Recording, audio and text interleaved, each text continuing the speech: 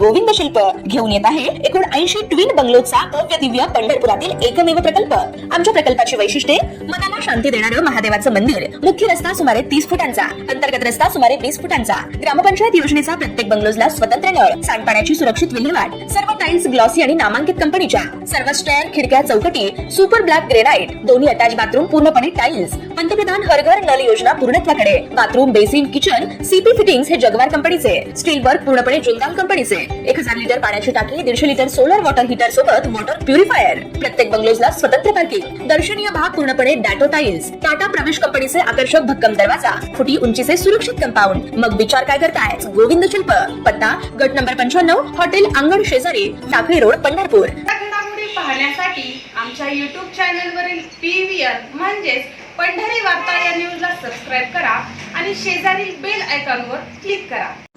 पंढरपूर शहर तालुक्यात भीमा नदी काठावरून होणारा अवैध वाळू उपसा जसा वाळू माफियांना रगड पैसा मिळवून देत आला, तसाच तो इथल्या गुन्हेगारीला खतपाणी घालणारा ठरत आला आहे।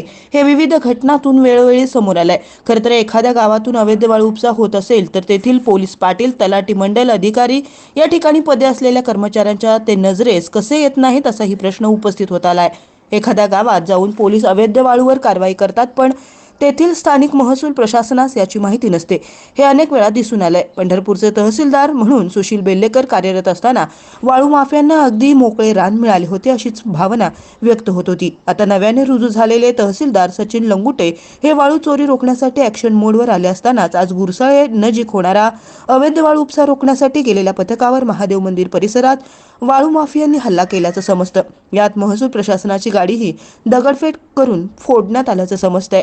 तलवारीचा धाक दाखवून वाळू माफियांनी आपली वाहने जेसीबी पळवून नेल्याचे समजतंय। याबाबत महसूल प्रशासनाकडून अजून अधिकृत माहिती देण्यात आलेली नाहीये।